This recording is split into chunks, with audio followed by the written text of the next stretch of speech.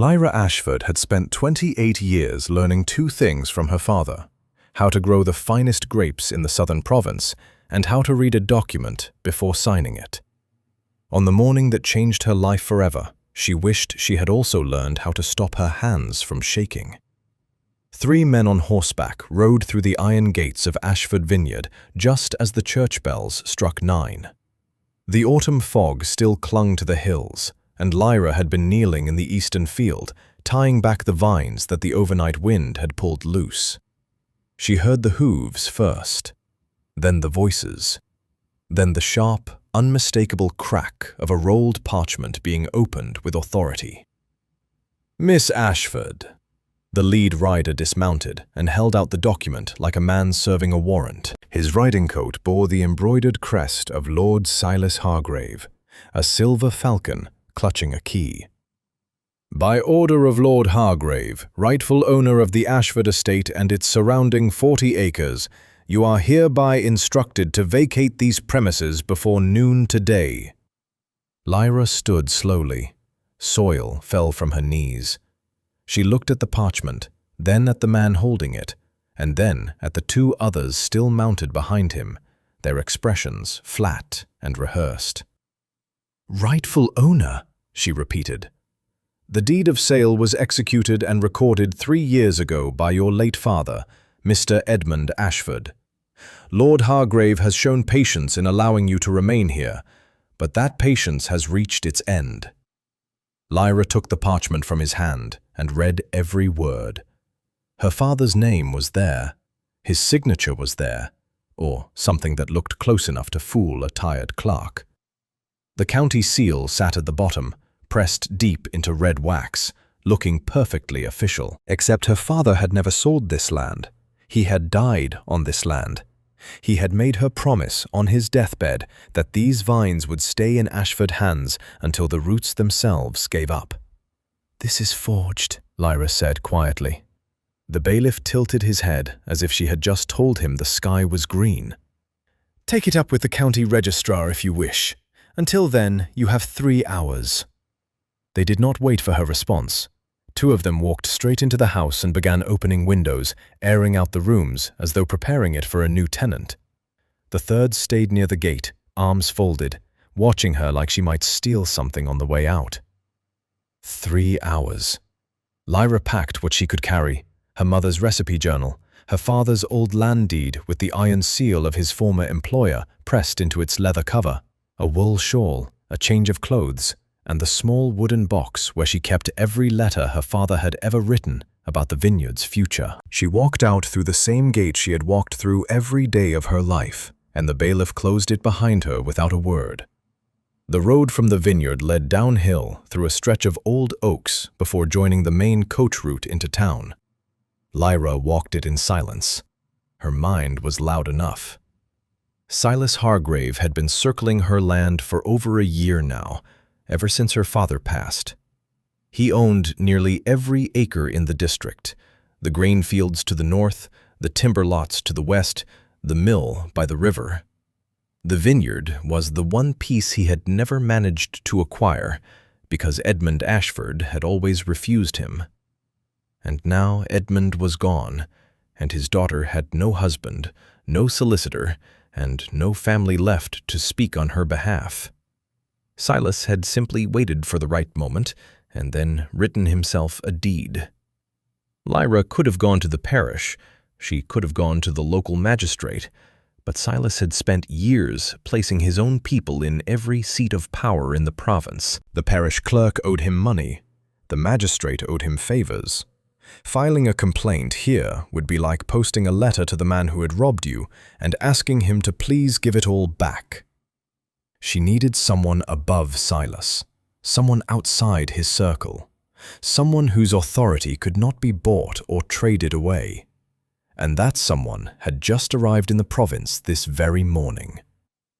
Lyra had heard the kitchen women at the market talking about it 2 days ago. Duke Julian Calder, Chief Magistrate of the High Court, was coming to preside over the annual harvest gala at the provincial manor. He was known across the southern counties as a man who followed the law the way a compass follows north, without bending, without apology, and without regard for who stood in its path. He was 34, unmarried, and had a reputation that made even titled lords think twice before cutting legal corners. If she could get her father's original deed into his hands, he would see what she saw. The iron seal on that deed belonged to his own former employer, a man Julian had once served under during his earliest years in the courts. That seal was proof of authenticity that no forger could replicate. The problem was reaching him. A vineyard girl with no title and no invitation could not simply walk up to a duke at a gala and hand him documents. She would be turned away at the door, or worse, dragged out by Silas's men before she got within 10 feet of the ballroom. Unless she was already inside. Lyra changed direction and walked toward the provincial manor.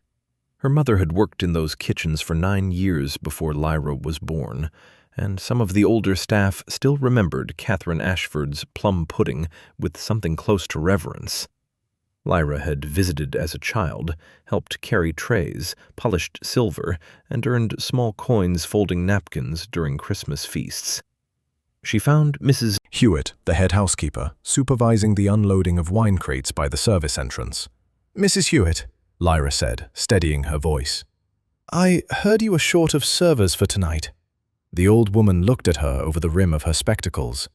"Lyra Ashford. Good heavens, I haven't seen you since your mother's funeral. You look thin." "I am available if you need the help." Mrs. Hewitt studied her for a long moment, the way women of her age study young people who show up asking for work, with red eyes and dust on their hems. She did not ask what had happened. She simply handed Lyra a black serving apron and said, "Supper begins at 8. Do not spill the soup, and do not speak unless spoken to." Lyra tied the apron around her waist and stepped into the bustling heat of the manor kitchens. Around her, cooks shouted orders, footmen carried silver trays, and maids pressed tablecloths with heavy irons. The Harvest Gala was the largest event of the season, and every important figure in the province would be attending, including Duke Julian Calder. Lyra folded napkins, arranged glasses, and waited. Inside the pocket of her apron, tucked flat against her ribs, sat her father's original deed, the one with the iron seal, the one that told the truth. She had lost her home this morning. She had until tonight to begin getting it back. The grand ballroom of the provincial manor had been dressed for the occasion in deep autumn colors, burgundy drapes, golden candelabras, and long garlands of dried lavender strung between the pillars.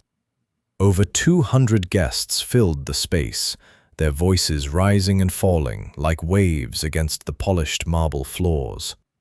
The men wore tailcoats and starched cravats. The women moved in silk gowns that caught the candlelight with every turn. Somewhere near the far wall, a string quartet played something soft and elegant that nobody seemed to be listening to. Lyra carried a tray of crystal glasses through the crowd, keeping her head low and her steps steady. The black apron and plain cotton dress made her nearly invisible among the guests. Servants in great houses were meant to be seen only when needed, and forgotten the moment they stepped away. Tonight, that invisibility was her greatest advantage. She had already identified Duke Julian Calder within minutes of the ballroom doors opening. He stood near the center of the room, half a head taller than most of the men around him, with dark hair combed back and a coat of deep navy wool that had clearly been cut by a London tailor. His face carried the kind of composure that came from years of sitting in courtrooms, patient, observant, and difficult to read. When people spoke to him, he listened fully before responding, which made the chattier guests visibly uncomfortable. Lyra watched him from across the room as she refilled glasses and cleared empty plates. She needed a moment alone with him, or at least close enough to pass the deed without drawing attention. The ballroom was far too crowded. Silas's men were here as well. She had spotted 2 of them near the entrance, dressed in formal black, scanning the room with the casual alertness of men who were paid to watch. The evening dragged on. Courses were served, toasts were raised. Lord Silas himself appeared at one point, greeting the Duke with a handshake and a wide smile that Lyra found physically difficult to witness. Silas was a tall, gray-haired man in his 50s, with the sort of face that looked generous from a distance and calculating up close. He laughed easily, touched people on the arm when he spoke, and carried himself like a man who had never once been told no. Julian shook his hand, exchanged a few words, and moved on. Lyra noticed that the Duke did not smile back. Near the end of the second hour, the crowd began to thin slightly as guests drifted toward the card rooms and the garden terraces. Julian excused himself from a conversation with 2 county officials and walked through a side corridor toward the private balcony that overlooked the manor's rear gardens. Lyra saw him go. She set down her tray on the nearest service table, picked up a fresh pot of tea from the kitchen pass, and followed. The balcony was quiet. The noise of the ballroom faded behind the heavy curtain that separated the corridor from the main hall. Julian stood at the stone railing, looking out over the dark gardens, his hands resting lightly on the ledge. The night air was cool and smelled of damp earth and late roses. "Tea, sir?" Lyra said from the doorway. Julian turned. His eyes moved briefly over her face, her apron, the teapot in her hands. "Thank you," he said, and stepped aside to let her pour. Lyra set the cup on the wide stone railing and poured carefully. Her fingers were steady. Her heart was hammering so hard she was certain he could hear it. As she leaned slightly forward to set down the pot, she reached into her apron pocket, drew out the folded deed, and slipped it into the inner pocket of his coat, which hung open at his side. It was done in less than 2 seconds. She stepped back, picked up the pot, and turned to leave. "Thank you," Julian said again, reaching for the cup. Lyra nodded and walked back through the corridor. She made it 12 steps before a thick hand caught her arm. "You." The voice belonged to one of Silas's men, the taller one, with a square jaw and small eyes. He gripped her elbow and pulled her to a stop. "I know you. You are the Ashford girl." The second man appeared from behind a column. "She should have been gone hours ago. What is she doing inside the manor?" "Serving," Lyra said, keeping her voice flat. "You were removed from the Ashford property this morning by lawful order. You have no business here. Come with us." "I was hired by the kitchen staff for the evening. Speak to Mrs. Hewitt if you have a concern." The first man tightened his grip. "Lord Hargrave will want to know about this. You are coming with us now, and quietly, unless you want this to become a scene." Lyra did not move. She could feel the bruise forming under his fingers. The corridor was empty. The music from the ballroom drifted faintly through the curtain, cheerful and completely useless. "Release her." The voice came from behind them. Julian stood at the far end of the corridor, teacup still in hand. His tone carried no anger, no urgency, just the flat, undeniable weight of a man who expected to be obeyed immediately. The 2 men turned. The taller one let go of Lyra's arm but did not step back. "Your Grace, this woman was evicted from Lord Hargrave's property earlier today. She has no right to be on these grounds." Julian set the teacup down on the windowsill beside him. He reached into his coat pocket and drew out the folded deed. Lyra held her breath. He opened it slowly, tilting it toward the nearest wall sconce to read. His eyes moved across the text, then stopped at the bottom of the page. His thumb pressed against the iron seal embedded in the leather binding, the seal of Sir Edmund Ashford's former patron, a seal that Julian himself had seen hundreds of times during his early years in the courts, because it had belonged to his own mentor, Lord Chancellor Pemberton. Julian looked up from the deed and stared at Lyra. Something shifted in his expression, recognition, understanding, and something close to quiet fury, directed at no one in this corridor. "This woman is under my personal protection," he said, If either of you touches her again, I will file an obstruction charge before breakfast. Leave us." The two men hesitated for one long moment, then turned and walked back toward the ballroom without another word. Julian folded the deed carefully and held it against his chest. He looked at Lyra with an expression she could not yet fully read, part concern, part admiration, part disbelief. "You are Edmund Ashford's daughter," he said. "I am," Lyra replied. "Then we have a great deal to discuss. Come with me." He led her down the corridor toward the private study at the back of the manor, and for the first time since that morning, Lyra felt the ground beneath her feet become something solid again. The Duke's private study was a small room at the rear of the manor, lined with bookshelves and lit by a single oil lamp on the writing desk. Julian closed the door behind them and gestured for Lyra to sit in the leather chair opposite his. She sat, though her body remained stiff, her back straight, her hands folded tightly in her lap. The apron was still tied around her waist. She had not had time to remove it, and somehow that detail made everything feel more real. She was sitting across from a duke of the realm while dressed as a kitchen servant. Julian placed her father's deed flat on the desk between them and studied it again under the lamplight. He turned it over, examined the binding, ran his finger across the iron seal once more.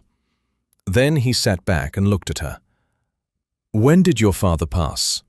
he asked. 14 months ago. Consumption. He held on through the winter but could not survive the spring." Julian was quiet for a moment. "I did not know. I should have known, and I am sorry for that." "You knew him?" "I worked under him." Julian said it plainly, as though it were common knowledge, though Lyra had never heard her father mention a Julian Calder by name. 10 years ago, when I was still a junior clerk in Lord Chancellor Pemberton's chambers, your father managed the Chancellor's private estates, the legal records, the tenancy agreements, the tax filings. He was the most meticulous man I had ever met. Every document he touched was flawless, every ledger balanced to the last farthing. Lyra felt her throat tighten. She had heard those same words from her father's old colleagues at his funeral, spoken in that same tone of genuine admiration. "He taught me how to read a land deed properly," Julian continued. "How to check the seals, how to cross-reference the paper stock with the registered mills, how to spot when someone had altered a date or forged a witness signature. Half of what I know about documentary evidence came from sitting in his office and watching him work." "He never mentioned you," Lyra said. She did not mean it unkindly. Her father had been a private man who rarely spoke about his years in London. "He would not have. I was one of many clerks passing through the Chancellor's office. Your father treated us all with patience, but he kept his personal life entirely separate from his work. I only learned he had a daughter when I overheard him telling the Chancellor that he planned to retire to the countryside to raise his girl and tend his vineyard." Julian paused, and something in his expression hardened. 6 months ago, I received a set of documents from Lord Hargrave's solicitors. They were filing to consolidate several properties in this district under Hargrave's name. Among them was the Ashford estate. The papers stated that Edmund Ashford had voluntarily sold the property and that his daughter, you, had relinquished all claim to the land and relocated abroad. Lyra stared at him. "Abroad?" "France, according to the filing. The documents included what appeared to be a signed letter from you, confirming the arrangement and waiving your right of return." "I have never left this province," Lyra said. Her voice was steady, though her jaw had gone tight. "I have never signed any such letter. I have been living on that vineyard every single day since my father died, maintaining it alone, paying the local taxes, selling what little harvest I could manage by myself. And this morning, 3 of Hargrave's men rode through my gate and told me the land was his." Julian leaned forward, resting his elbows on the desk. "That is precisely what I needed to hear. The filing crossed my desk as part of a routine consolidation review, and at the time I had no reason to question it. Hargrave's solicitors are thorough, and the paperwork looked clean. I approved the transfer." The words landed heavily. Lyra blinked. You approved it? I did, and I have carried that decision uncomfortably ever since, because something about the filing felt wrong. The signature on your supposed letter of relinquishment was too perfect, every stroke identical to the samples on record, as though someone had traced it rather than written it freely. I flagged it in my personal notes, but had no grounds to reopen the matter without new evidence. He tapped the iron seal on her father's deed. This is new evidence. This seal belongs to Lord Chancellor Pemberton. It was used exclusively on documents processed through his private chambers. Hargrave's deed does not carry this seal, because Hargrave never had access to the Chancellor's office. Your father's original deed does, because he filed it himself through proper channels while he was still employed there. Lyra looked down at the document.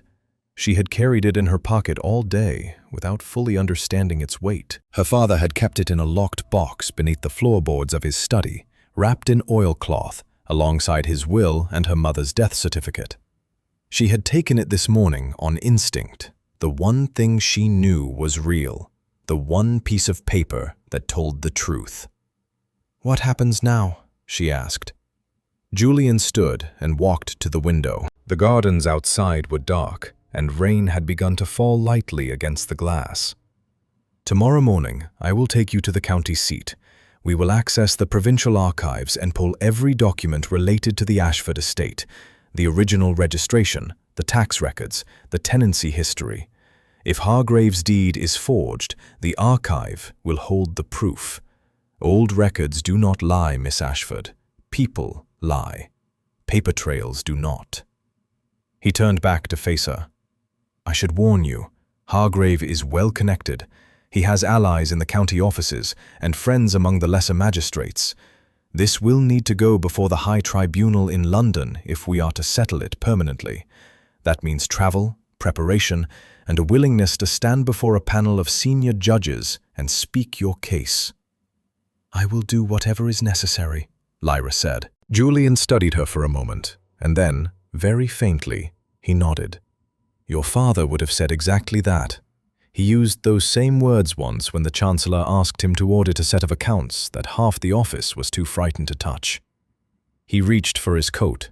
"My carriage will be ready at dawn. Bring everything you have, every letter, every record, every receipt. We start building your case tomorrow." Lyra stood and smoothed the front of her apron. She had walked into this manor tonight as a server carrying a borrowed tray. She would leave it tomorrow morning as a petitioner riding in a duke's carriage toward the county court.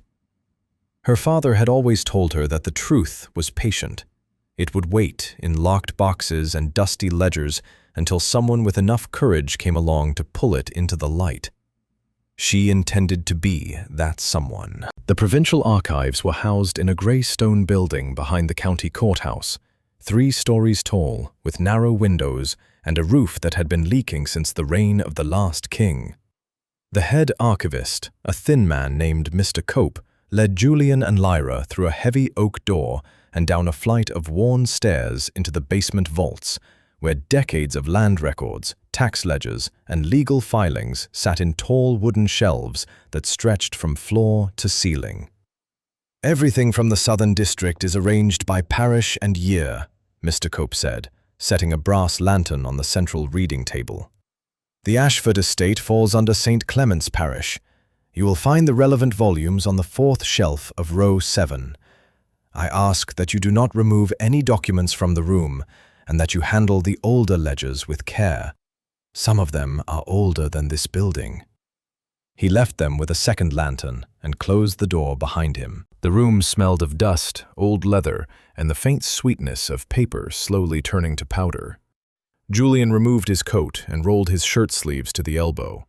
"We are looking for 3 things," he said, pulling the first ledger from the shelf. "The original registration of the Ashford estate, which should include the full legal description and boundary survey. The annual tax payment records, which will show continuous occupation. And any transfer filings. If Hargrave's deed is legitimate, there should be a corresponding entry in the parish transfer log." Lyra nodded and took the adjacent shelf, pulling down a thick volume bound in cracked brown leather. The pages inside were filled with small, careful handwriting, entries recording births, deaths, marriages, property sales, and tax assessments for every household in the parish going back 40 years. She turned the pages slowly, running her finger along the columns until she found the Ashford name. "Here," she said, "Edmund James Ashford, registered owner of the Vineyard Estate, 42 acres, acquired through direct purchase in 1803, witnessed by the parish clerk and countersigned by the county magistrate." Julian brought his lantern closer and read the entry. "Good, that matches the deed you carry. Now we need the tax records." They worked side by side for the next 3 hours. The basement was cold, and the lanterns threw long shadows across the stone walls. Lyra pulled volume after volume from the shelves, checking dates, comparing signatures, and noting every detail that connected her family to the land. Julian cross-referenced each finding against the county's central register, a massive book kept in a locked cabinet that Mr. Cope had opened for them with visible reluctance. By midday, they had assembled a clear picture. Edmund Ashford had paid taxes on the Vineyard Estate every year without exception for over 2 decades. The payments were recorded in his own hand in the parish ledger and confirmed by the county collector's stamp. There was no gap, no missed year, no indication that the property had ever changed hands. "And the transfer log?" Julian asked, turning to a slim volume at the end of the row. Lyra found the relevant section and scanned the entries. Sales, inheritances, foreclosures. Every property transfer in the parish was recorded here in chronological order. She went through every page from the year her father supposedly signed Hargrave's deed to the present. "There is no entry," she said. "Nothing. If my father had sold the estate to Hargrave, the transfer would have been logged here by the parish clerk. It was never recorded." Julian took the book from her and confirmed it himself. He set it down on the table and stood still for a long moment, his hand resting flat on the open page. Hargrave filed his deed directly with the county office, bypassing the parish entirely. That is unusual, and it is exactly the kind of shortcut someone takes when they want to avoid the scrutiny of a local clerk who might actually check the details. Lyra sat down on the wooden bench beside the table. The weight of the morning's work was settling into her shoulders, and her eyes ached from reading faded ink under dim light. She rubbed her hands together to warm them and looked at the stack of ledgers they had pulled. "My father kept his own records as well," she said. "Every harvest, every sale, every barrel shipped. He tracked the vineyard's accounts the same way he tracked the Chancellor's estates, with complete precision. I brought his personal ledger with me." She reached into the canvas bag she had been carrying since the previous night and pulled out a small cloth-bound journal. The pages were filled with her father's neat handwriting, rows of numbers, dates, buyer names, and quantities. Julian took it carefully and began comparing the figures against the parish tax records. "These match perfectly," he said after several minutes. "Your father's personal accounts align with the official parish records to the last shilling. He was paying taxes on this land right up until his death. Hargrave's claim that the estate was sold 3 years ago is entirely contradicted by the documentary record." He closed the journal and looked at Lyra. The lantern between them had burned low, and his face was half in shadow. "Miss Ashford, may I ask you something?" "Of course." "Your father was one of the finest legal administrators I have ever known. He understood property law better than most solicitors. How did Hargrave manage to move against you so quickly after his death?" Lyra was quiet for a moment. "Because my father trusted the wrong people. He believed that the local magistrate would protect me. He believed that the parish clerk would uphold the records. He did not account for the possibility that Hargrave would simply buy them all." Julian held her gaze. He also did not account for the possibility that his daughter would walk into a duke's gala with his deed hidden in her apron. Lyra almost smiled. "He would have called that reckless." He would have been right. It was also the single most effective piece of legal advocacy I have witnessed in 10 years on the bench. The compliment caught her off guard.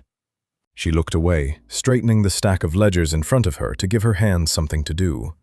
Julian began packing the notes they had taken. "We have enough to establish a pattern of fraud, but we still need the one piece of evidence that proves criminal forgery beyond argument. Tomorrow, we examine Hargrave's deed itself, the physical document, the paper, the ink, the watermark. If there is a flaw, we will find it." Lyra gathered her father's journal and placed it back in her bag. They had been in this basement for nearly 7 hours, and the lanterns were almost spent. Her back ached, her fingers were stained with old ink, and she had not eaten since early morning. She had also not felt this certain of anything in 14 months.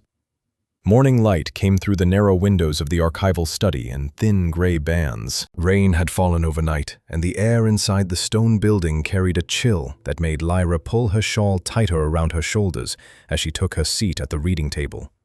Mr. Cope had retrieved Hargrave's deed from the county filing cabinet at Julian's formal request.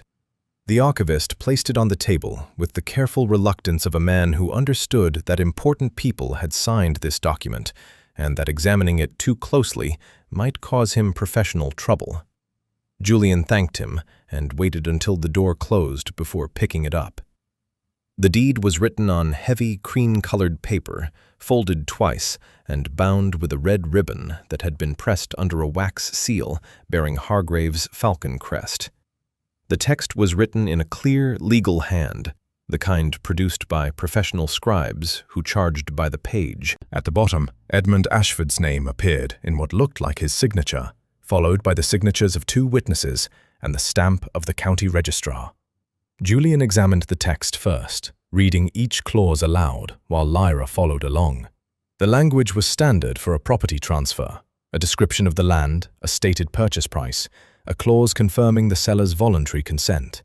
Everything appeared to be in order. The phrasing was correct. The legal terms were properly used. Whoever had drafted this document knew exactly how a legitimate deed of sale should read. "The handwriting is professional," Julian said. "Likely a hired scribe working from a template. That tells us nothing useful on its own. Most property deeds in this county are produced the same way." He turned the document over and held it up toward the window, letting the pale morning light pass through the paper from behind. Lyra stood and moved beside him to see what he was looking at. "Every sheet of legal paper produced in England carries a watermark from its mill of origin," Julian explained. "The watermark identifies where and when the paper was manufactured. Mills change their marks regularly, sometimes every quarter, sometimes every year. If this deed was truly signed 3 years ago, the watermark should correspond to paper produced at or before that date." Lyra studied the faint pattern visible through the paper. She could see the outline of a crown above a pair of crossed branches, a common design used by several of the larger paper mills in the Midlands. Below the crown, a small sequence of letters and numbers was pressed into the fibers, barely legible without strong light. "Can you read the mill code?" Julian asked. Lyra tilted the paper slightly. "H and W, then the number 26. Julian lowered the document and looked at her. "H and W is the Hartley and Wren mill in Birmingham. The number is their production cycle. They reset their numbering every January." He paused. "Cycle 26 would place this paper's manufacture in the 26th week of the current year." Lyra felt the words settle into her chest like a stone dropped into still water. "The 26th week of this year. That was 2 months ago." "Correct. This document claims to have been signed by your father 3 years ago, but the paper it is written on did not exist until this past June." Lyra sat down slowly. She had been looking for a discrepancy, a wrong date, a misspelled name, an inconsistent detail in the legal language. She had expected the flaw to be something arguable, something that Hargrave's solicitors could explain away with clever words and procedural technicalities. This was different. This was physical, measurable, and impossible to dispute. "He did not even bother to use old paper," she said quietly. He did not think he would need to. Hargrave expected this deed to pass through the county office without scrutiny, and it did. The registrar stamped it, the filing clerk recorded it, and no one held it up to the light. Julian placed the document flat on the table and pressed his hand over it. Under the forgery and counterfeiting provisions of high law, the deliberate fabrication of a property deed using falsely dated materials constitutes criminal fraud. The penalty is forfeiture of all properties obtained through the fraudulent instrument, a substantial fine, and potential imprisonment.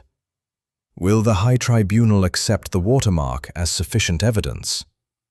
On its own, it raises a strong presumption. Combined with the parish records showing continuous tax payments, the absence of any transfer entry in the parish log, and the forged letter claiming you had moved abroad, yes, this is more than sufficient to bring a formal action before the tribunal.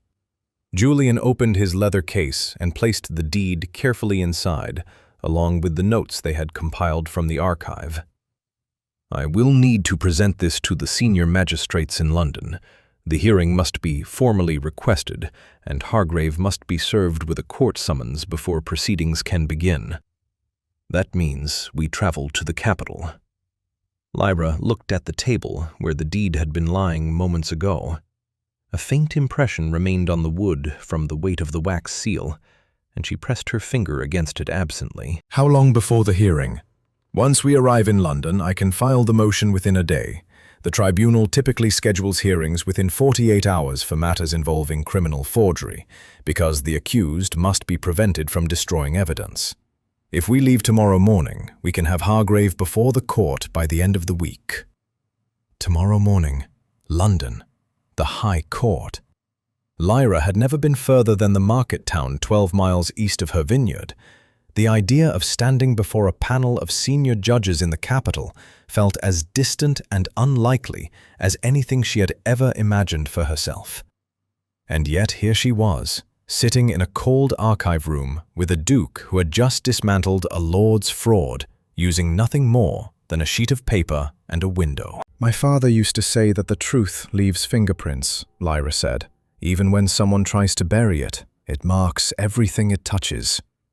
Julian closed his case and fastened the buckle.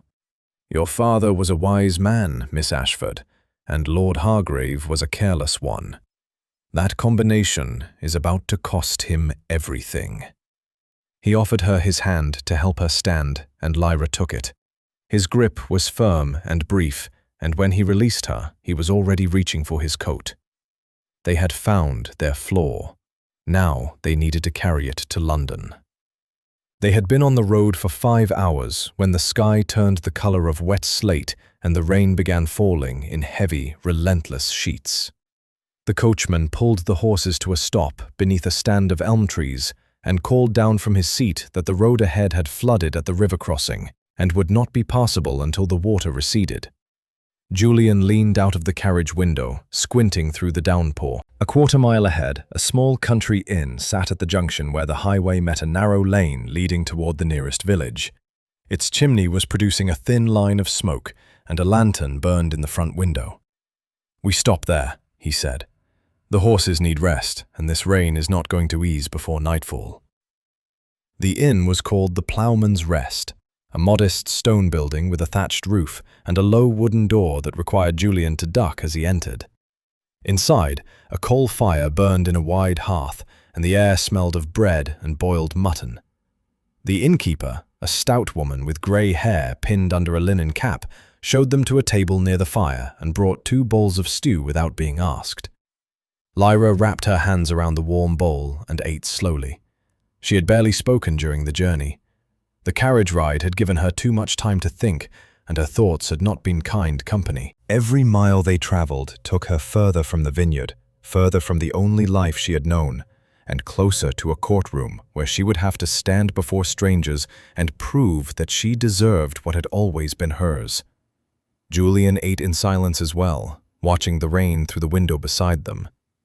When the innkeeper cleared their bowls and brought a pot of tea, he poured 2 cups and pushed one toward Lyra. You have been quiet since we left the archives, he said. Are you well? I am thinking about what happens if we fail. Julian set down his cup. We will not fail. The evidence is sound. Evidence can be sound and still be ignored. Hargrave has money, connections, and a team of solicitors who have spent years building his claims. I have a watermark and a parish ledger. You also have me." Lyra looked at him. He said it without arrogance, the way a man states a fact he considers obvious. She picked up her tea and held it near her lips without drinking. "Why are you doing this?" she asked. "You could have looked at my father's deed last night, noted it as an interesting matter, and referred it to a junior clerk for review. You did not have to bring me with you. You did not have to spend an entire day in an archive basement pulling ledgers. You are the chief magistrate. Surely you have more pressing matters." Julian was quiet for a long moment. The fire popped and shifted behind the grate, sending a brief shower of sparks up the chimney. "When I was 23 years old," he said, "I arrived in London with a letter of introduction and nothing else. No family connections, no inheritance, no patron willing to speak for me. Lord Chancellor Pemberton took me into his chambers because someone had recommended me, and for the first year, I sat at a desk copying documents and learning how the legal system actually worked beneath all its ceremony." He turned his cup slowly on the table. "Your father was the one who taught me. He sat beside me in that office and showed me how to read a contract, how to spot a forgery, how to build a case from the ground up using nothing more than records and patience. He never asked for recognition. He never sought promotion. He simply did his work with absolute integrity and expected those around him to do the same." Lyra listened without interrupting. The rain hammered steadily against the roof, and the fire had settled into a low, steady glow. "When I received the filing that claimed your father had sold his estate voluntarily, something about it felt wrong to me. I could not identify why at the time, and I had no evidence to justify reopening the matter. I approved the transfer because the paperwork appeared correct, and I have regretted that decision every day since." He looked directly at her. "I am doing this because I owe your father a debt that I failed to honor when it mattered. I will not fail a second time." Lyra set her cup down. She had spent the past 14 months handling everything alone.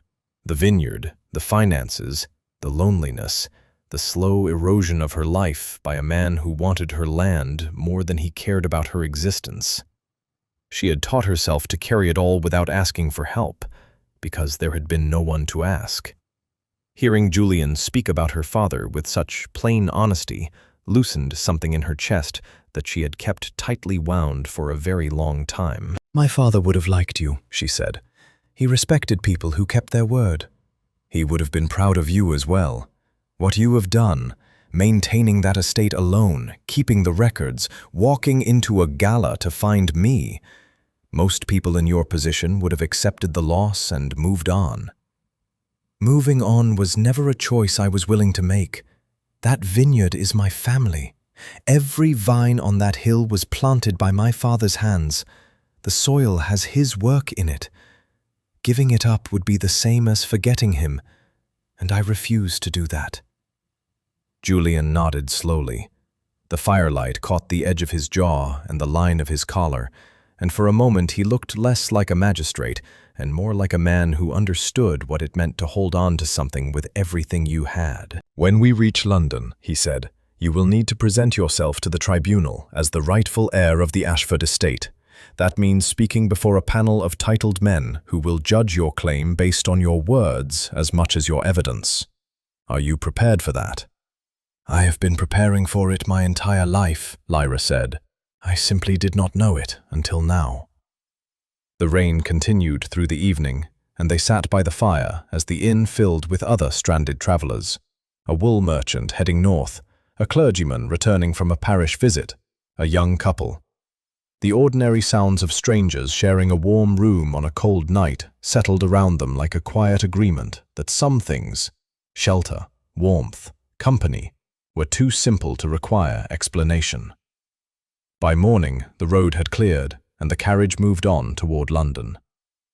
London announced itself long before they reached its center. The air changed first, thicker, heavier, carrying the smell of coal smoke and river water.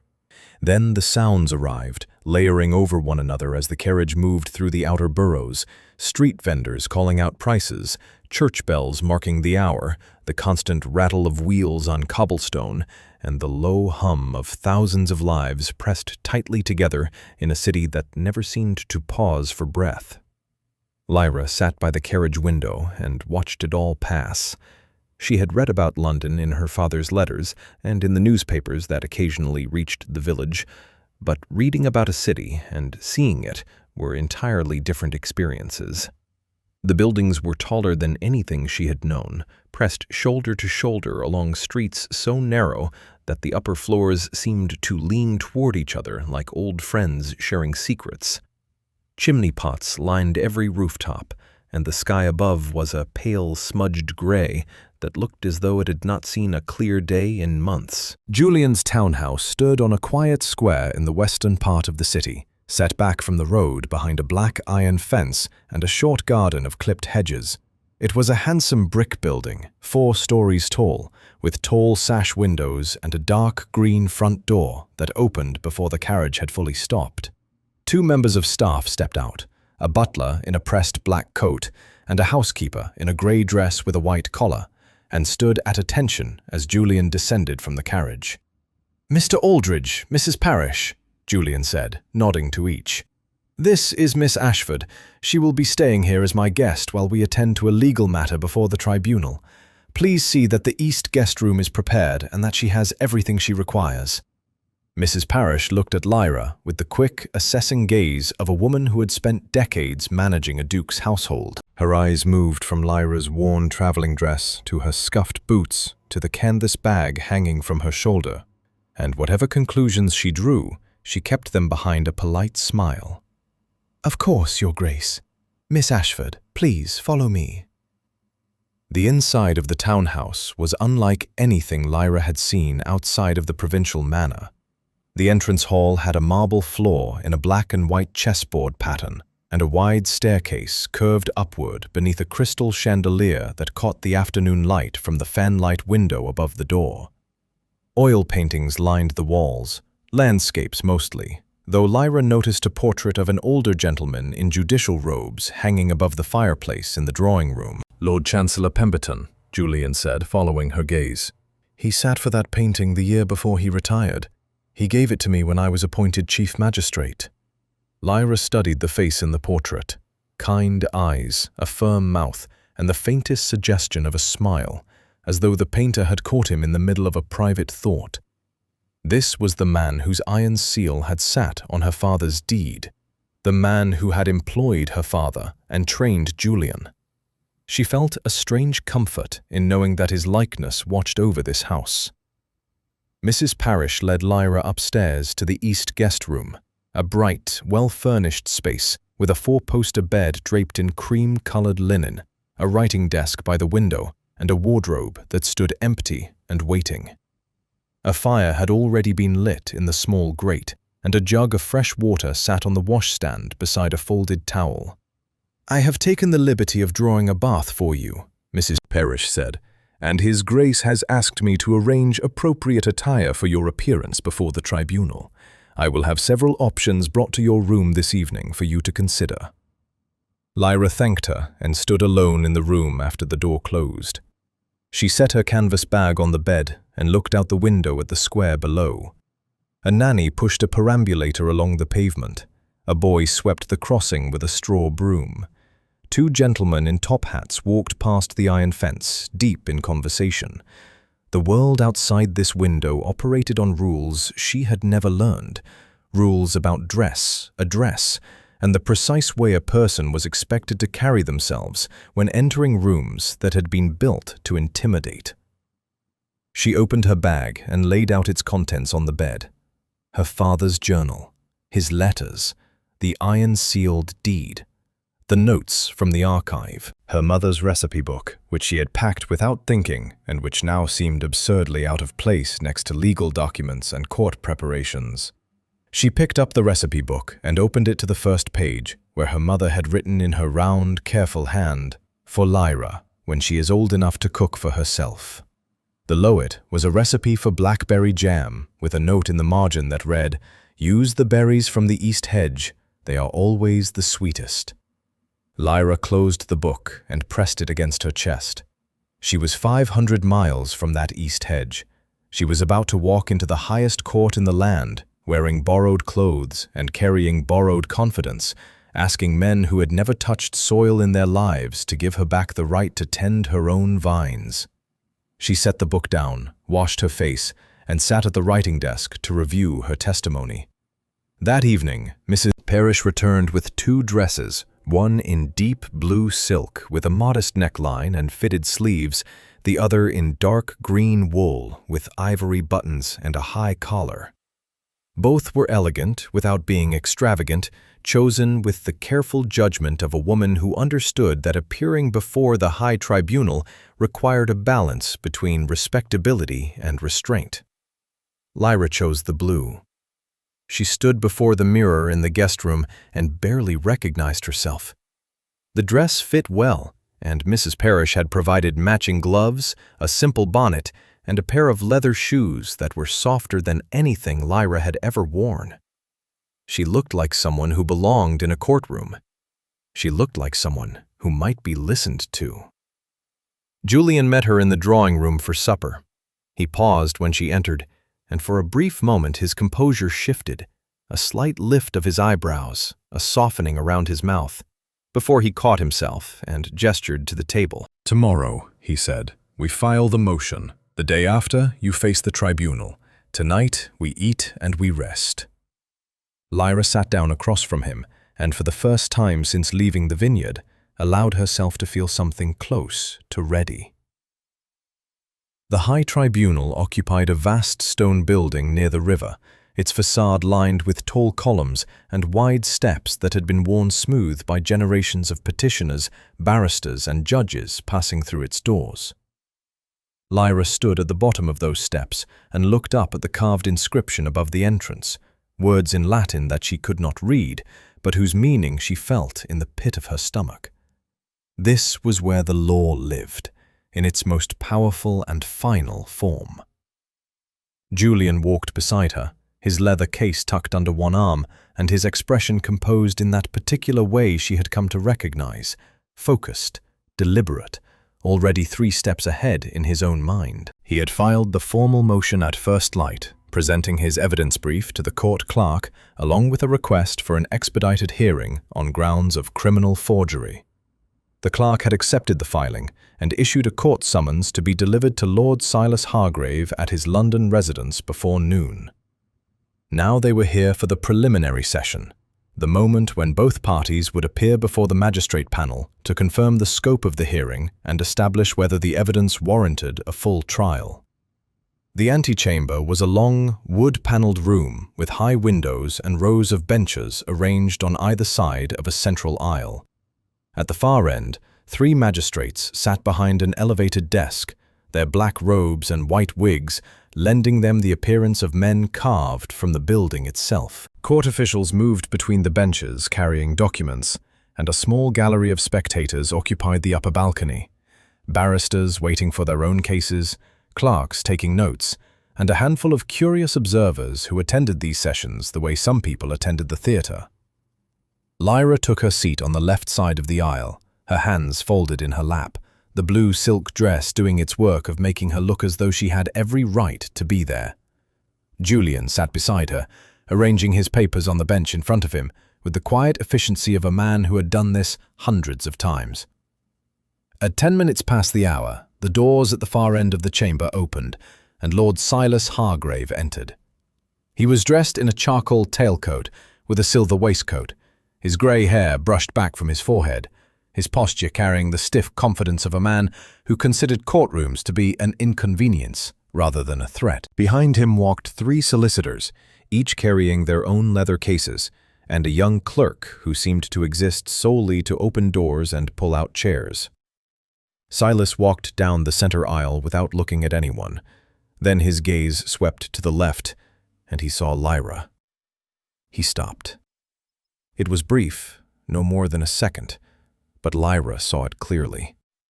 His stride broke, his chin pulled back by a fraction, His eyes moved from her face to Julian sitting beside her, and something behind his expression shifted, like a card player realizing that the hand he had been dealt was missing a piece he had counted on.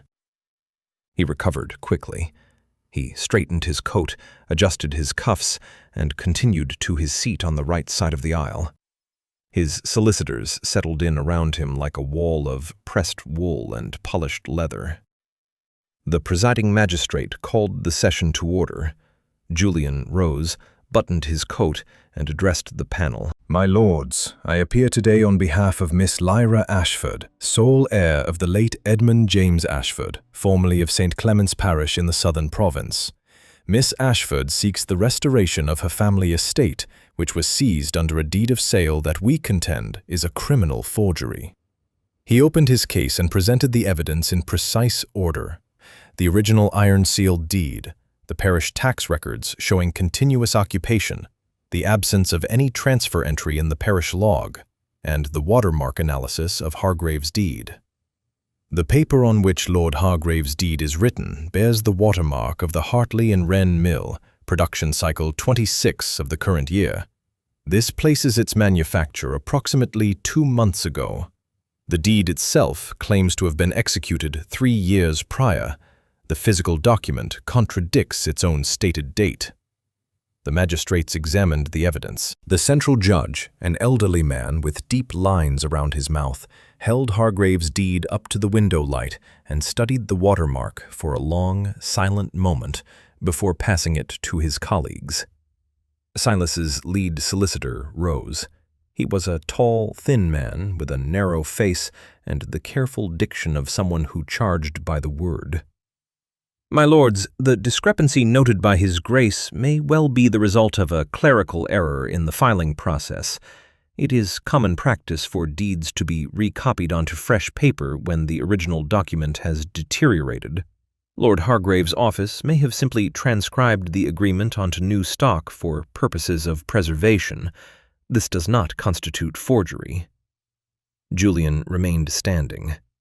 If Lord Hargrave's office recopied the deed, then the original should still exist. I invite his counsel to produce it. The solicitor paused. He glanced back at Silas, who sat perfectly still, his face revealing nothing. The solicitor turned back to the panel. We will need time to locate the original document, my lords. The central magistrate leaned forward. You will have until tomorrow morning. This panel is satisfied that the evidence presented warrants a full hearing. The matter of Ashford versus Hargrave will proceed before the High Tribunal at 9 o'clock. Both parties will present their cases in full.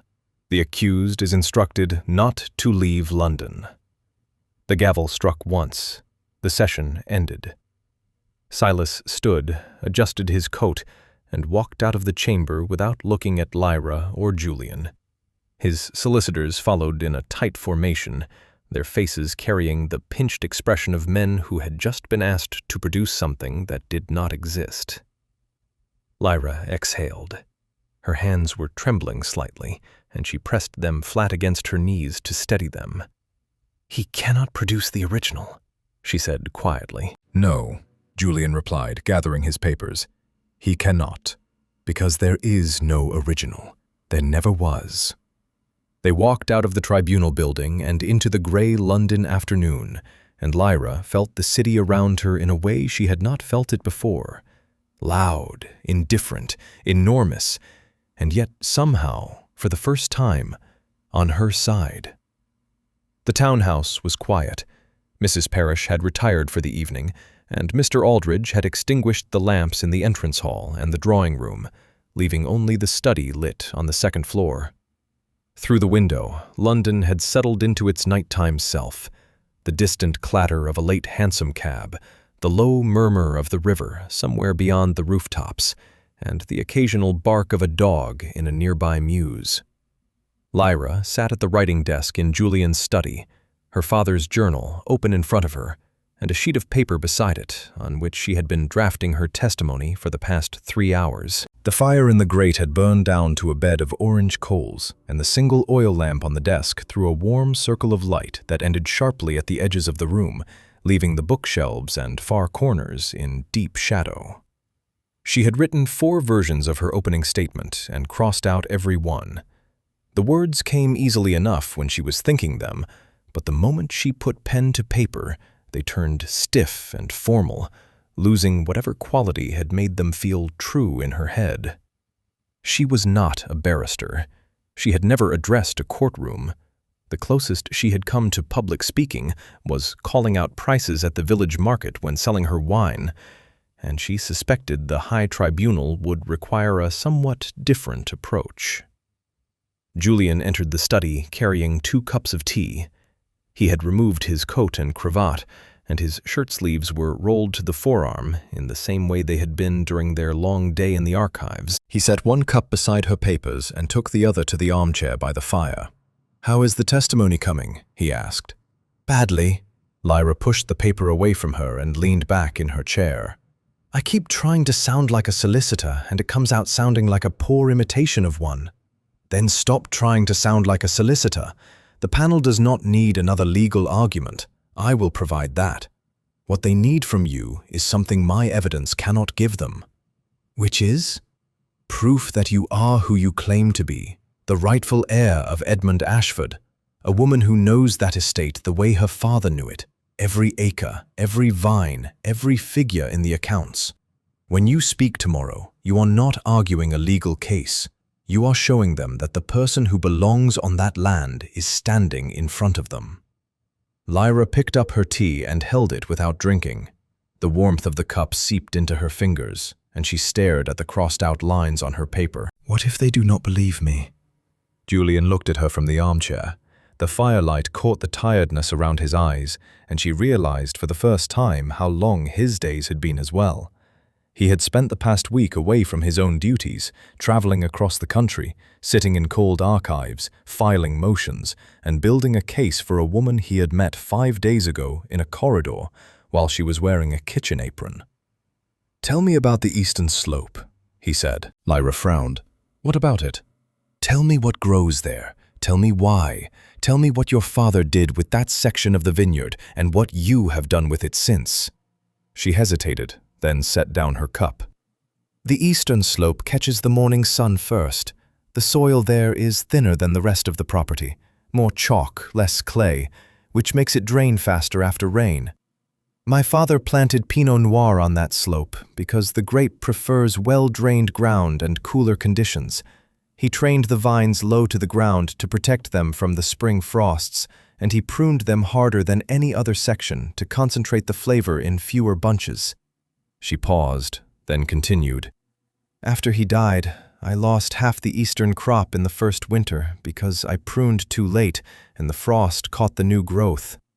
The following year, I adjusted the timing and cut the vines back 3 weeks earlier.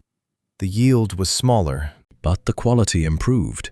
I sold 6 barrels of that vintage to a merchant in Bath, and he wrote to me saying it was the finest Pinot Noir he had tasted outside of Burgundy." Julian smiled. It was the first full, unguarded smile she had seen from him, and it changed his entire face, softening the lines of authority and formality into something warmer and more open. "That," he said. "Say exactly that." "The tribunal wants to hear about grape pruning?" "The tribunal wants to hear someone who knows what she is talking about. Every word you just spoke carried the weight of lived experience. You did not recite facts. You told me what happened, what you learned, and what you did about it. That is what will convince them." Lyra looked down at her crossed-out drafts. She pulled a fresh sheet of paper from the desk drawer and picked up her pen. "Then I will start with the eastern slope." They worked for the next 2 hours. Julian asked her questions about the vineyard's annual cycle, about the specific costs of maintaining 40 acres, about the varieties planted in each section and why, about the buyers she had cultivated and the prices she had negotiated. For each question, Lyra answered from memory, without notes, drawing on 28 years of watching, learning, and doing. Julian listened carefully, occasionally suggesting where she might add a detail or clarify a figure, but mostly he let her speak and simply nodded. By midnight, Lyra had a complete testimony. 5 pages of her own handwriting, written in her own voice, covering the history and operations of the Ashford estate in the kind of specific, grounded detail that no forger could fabricate and no solicitor could dismiss. She set down her pen and flexed her fingers. The lamp had burned low, and the fire was nearly out. Julian stood from his chair and added a last piece of coal to the grate. "You are ready," he said. "How can you be certain?" He turned to face her, and his expression carried something she had not seen in it before, a steadiness that went beyond professional confidence, something more personal and deliberate. "Because I have spent my career listening to people speak in courtrooms. Some of them speak from preparation, some speak from desperation. A rare few speak from a place so deeply rooted in truth that no amount of cross-examination can shake them." He paused. "You are in the 3rd category, Miss Ashford. You have been since the moment you slipped that deed into my pocket." Lyra held his gaze. The room was very quiet. The coal hissed softly in the grate. "Thank you," she said, "for all of this, for believing me when you had no obligation to." Julian picked up the empty teacups from the desk. "Get some rest. Tomorrow will be a long day, and you will want a clear head for it." He walked to the door and paused with his hand on the frame. "Your father once told me that the law is only as strong as the people willing to stand behind it. Tomorrow, you stand behind it, and I will be standing beside you." He left, and Lyra listened to his footsteps on the stairs until they faded into the quiet of the sleeping house. She gathered her papers, placed them neatly inside her father's journal, and carried them to her room. She did not sleep immediately. She stood at the guest room window and looked out over the dark square, watching the gas lamps flicker along the pavement and the occasional shadow of a night watchman making his rounds. Somewhere out there, in another part of this vast city, Silas Hargrave was preparing as well, marshalling his solicitors, rehearsing his denials, searching for an original deed that had never existed. Lyra closed the curtain and lay down on the bed with her father's journal resting on the pillow beside her. Tomorrow she would speak. The High Court of the realm occupied the oldest wing of the judicial complex, a cavernous hall built from Portland stone with vaulted ceilings and oak-paneled walls darkened by 2 centuries of lamp smoke and legal argument. 5 judges sat behind a long, elevated bench at the front of the chamber, each wearing full judicial robes and powdered wigs that made them look as though they had been placed there by a previous century and simply never left. The public gallery was full. Word had spread through the legal quarters overnight that the chief magistrate himself was bringing a forgery case against one of the wealthiest landowners in the southern province, and every available seat had been claimed by barristers, clerks, law students, and the particular breed of Londoner who treated courtroom proceedings as free entertainment. Lyra entered the chamber beside Julian at precisely 9 o'clock. The blue silk dress, the leather gloves, the bonnet Mrs. Parrish had selected, all of it served its purpose, allowing her to walk through that hall without drawing the kind of attention that would have followed a vineyard girl in a cotton work dress. She kept her chin level, her shoulders straight, and her father's journal pressed flat against her side beneath her arm. Silas was already seated on the opposite side of the chamber. He had brought 4 solicitors this morning, one more than yesterday, and they were arranged around him in a careful formation that suggested expensive preparation. Silas himself looked exactly as he had the day before, composed, well-tailored, and entirely untroubled by the proceedings.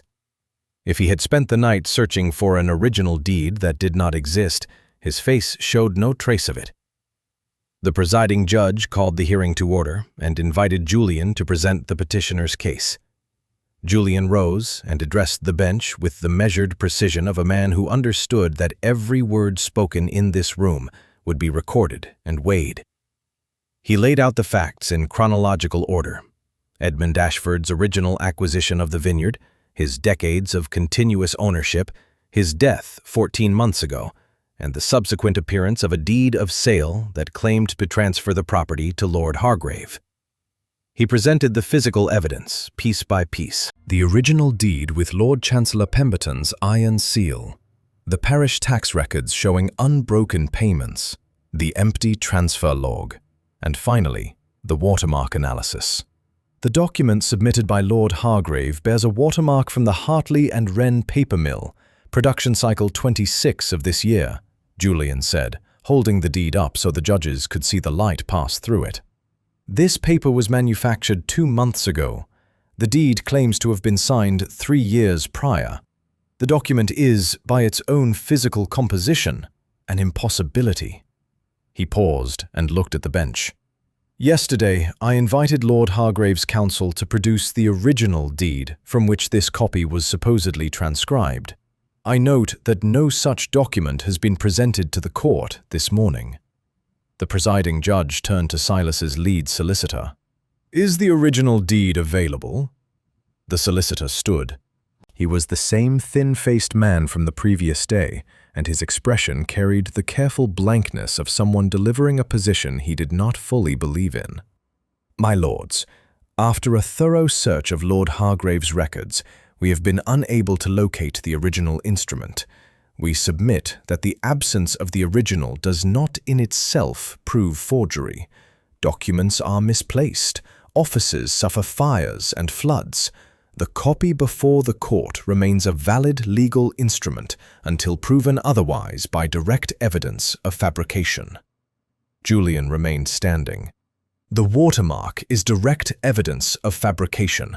The paper did not exist at the time the deed claims to have been executed. No amount of misplacement explains that. The judges conferred briefly among themselves. The presiding judge then looked toward Lyra. The court wishes to hear from the petitioner. Miss Ashford, you may address the bench. Lyra stood. The distance between her chair and the front of the chamber felt enormous. 20 feet of polished floor that seemed to stretch further with every step. She could feel the gallery watching her. She could feel Silas watching her. She reached the lectern, placed her father's journal on its surface, and opened it to the first page of her testimony. Then she closed it. She did not need the written version. She had lived the real one. My lords, she began, and her voice carried clearly through the chamber, steady and unhurried. My name is Lyra Catherine Ashford. I am the only child of Edmund James Ashford, who purchased the vineyard estate in St. Clement's Parish in 1803 and spent the remaining 23 years of his life building it into one of the finest small vineyards in the southern counties. She told them about the land, the eastern slope with its chalk soil and Pinot Noir vines, the western terraces where her father had planted Chardonnay because the afternoon sun lingered there longest, the old stone barn where the barrels were kept at a constant temperature through the winter months. She told them about the yields, how many barrels per acre, what prices they fetched, which merchants in Bath and Bristol and London had purchased Ashford wine and written back with praise. She told them about the costs, the labor, the equipment, the annual taxes she had paid from her own diminishing funds after her father's death. She named the figures from memory, year by year, without hesitation. Silas's lead solicitor attempted an objection. My lords, the petitioner's knowledge of the estate's operations does not establish ownership. A tenant or employee might possess similar familiarity. The presiding judge raised a hand. The petitioner is providing context for her claim. She may continue. Lyra continued. She spoke about the winter she lost half the eastern crop and what she had learned from the failure. She spoke about the merchant in Bath who had compared her wine to Burgundy. She spoke about the morning Hargrave's bailiffs had arrived with their forged deed and given her 3 hours to leave the only home she had ever known. She spoke for 12 minutes. When she finished, the chamber was silent. Julian then rose for his final address. He presented a summary of the complete evidence, the original deed, the tax records, the missing transfer entry, the watermark analysis, and Lyra's testimony, and asked the tribunal to rule in Miss Ashford's favor, restore her full ownership of the estate, and refer the matter of the forged deed to the criminal court for prosecution. The judges withdrew to deliberate. The chamber waited.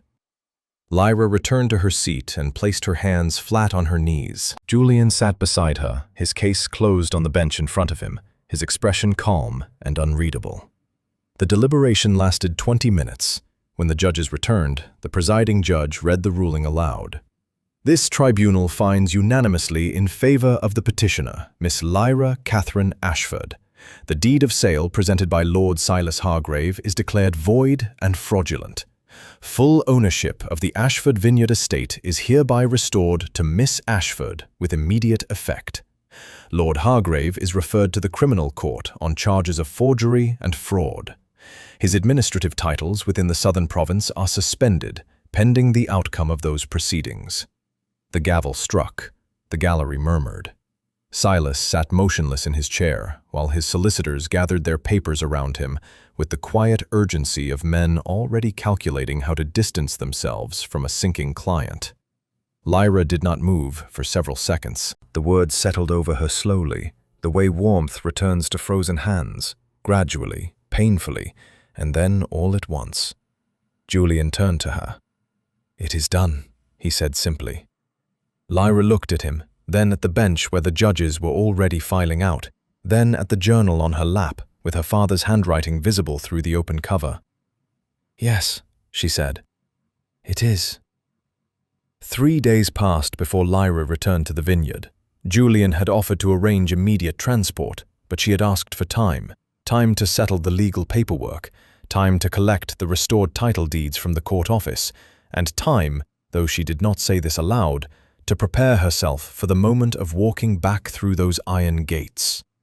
She spent the first of those 3 days at the court clerk's office, signing documents that formally transferred the estate back into her name. The clerk, a young man with ink-stained fingers and a nervous habit of adjusting his spectacles, treated her with a careful politeness that suggested he had heard about the tribunal ruling and wanted to be on the correct side of history. He stamped each page, recorded the entries in the central register, and handed her a sealed envelope containing the restored deed.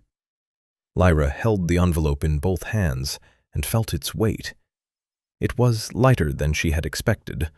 A single sheet of paper, a wax seal, and a few lines of legal text. That was all it took to give a person their life back, or to take it away. The difference between the two had come down to a watermark and a woman willing to walk into a ballroom with the truth hidden in her apron. The second day, she visited a solicitor Julian had recommended, a quiet, thorough man named Mr. Hadley, who helped her establish a proper legal trust for the estate so that no future claim could be filed against it without passing through multiple layers of verification. Mr. Hadley also informed her that Silas Hargrave had been formally charged by the criminal court and that his properties across the southern province were being audited for additional irregularities. 3 other families had already come forward with similar complaints about forged documents and unlawful seizures. Lyra was not the only one Silas had robbed. She had simply been the first to fight back. On the 3rd morning, she packed her canvas bag, the same one she had carried out of the vineyard 6 days earlier, and descended the staircase of Julian's townhouse to find Mrs. Parrish waiting in the entrance hall with a wrapped parcel. "A small provision for the journey, Miss Ashford," the housekeeper said, pressing the parcel into her hands. "Cold ham, bread, and a flask of tea. The roads south are long, and coaching inns charge far too much for what they serve." "Thank you, Mrs. Parrish, for everything." The older woman studied her for a moment, then reached out and straightened the collar of Lyra's traveling coat with the practiced hand of a woman who had spent her life making sure people left the house looking proper. "You remind me of your mother," she said. "Catherine worked in the provincial manor before you were born, and I worked there as well, for a short time, before I came to London. She had the same way about her, quiet until it mattered, and then absolutely immovable." Lyra blinked. She had not known that Mrs. Parrish had any connection to her mother, and the unexpected kindness of the remark caught her off guard. She thanked the housekeeper again, picked up her bag, and stepped outside into the morning air. The carriage ride south took the better part of the day. Lyra watched the city thin and eventually dissolve into open countryside, green fields divided by hedgerows, villages clustered around stone churches, and the long, rolling hills of the southern counties spreading out beneath a sky that was, for the first time in a week, entirely clear. She arrived at the vineyard in the late afternoon. The iron gates were closed, and the chain the bailiffs had used to secure them was still in place, rusted slightly from the recent rains. Lyra climbed down from the carriage, took the key from her bag, the one she had carried with her all along, because Hargrave's men had never thought to ask for it, and opened the lock. The gates swung inward with a familiar creak. The gravel path leading up to the house was overgrown with a week's worth of weeds, and the front garden looked neglected. But the house itself stood exactly as she had left it. The windows were shut, the door was latched. A pair of sparrows had built a nest under the eaves of the porch, and they scattered as she approached. She walked through every room. The kitchen, where her mother's recipe journal would return to its shelf above the stove. The study, where her father's desk still held the faint ring stain from his morning tea. The sitting room, where the afternoon light came through the west-facing window and fell in a long golden stripe across the wooden floor. Everything was the same. Everything was hers again. She stepped out onto the back terrace and looked down over the vineyard. The eastern slope was still green, the vines heavy with late-season fruit that had ripened in her absence. The western terraces caught the low sun, and the old stone barn at the bottom of the hill sat solid and patient among the rows. Beyond the property line, the valley stretched southward toward the river, and the distant hills were soft with autumn color. The sound of hooves on the gravel path reached her before she turned around. Julian rode through the open gates on a dark bay horse, dressed in a plain riding coat rather than his court clothes. He carried a leather satchel over one shoulder, and when he dismounted and walked toward her, his stride was different from the one she had seen in courtrooms and corridors. Slower, less guarded, as though he had left some of his formality on the road behind him. "I believe these belong to you," he said, opening the satchel and handing her a bound leather folder. Inside were her restored title deeds, stamped and sealed by the High Court, along with a letter from the tribunal confirming her full and permanent ownership of the Ashford estate. Lyra took them and held them against her chest the same way she had held her mother's recipe book in the guest room of his townhouse. She looked at Julian, and he looked at her, and the late afternoon sun fell across both of them as they stood on the terrace above the vineyard her father had built. "You could have sent these by courier," she said. "I could have."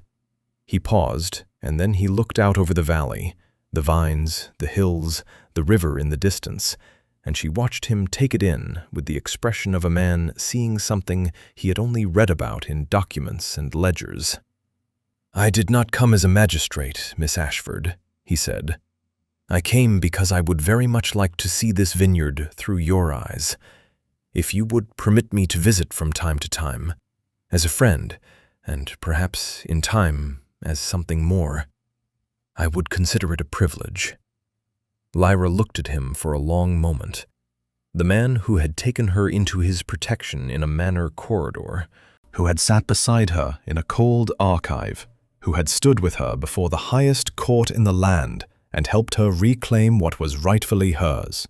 He was asking her permission to stay, and the asking itself told her more about his character than anything he had done in a courtroom. "You are welcome here, Julian," she said. "Whenever you wish." He smiled, that same full, unguarded smile she had seen once before, in his study, when she had told him about the eastern slope. And this time, she smiled back. They stood together on the terrace as the sun moved lower over the valley, and the shadows lengthened across the vineyard rows. Somewhere below, the sparrows that had nested under the porch returned to their place beneath the eaves, and the old vines held their fruit in the warm autumn light, waiting, as they always had, for the hands that knew them best.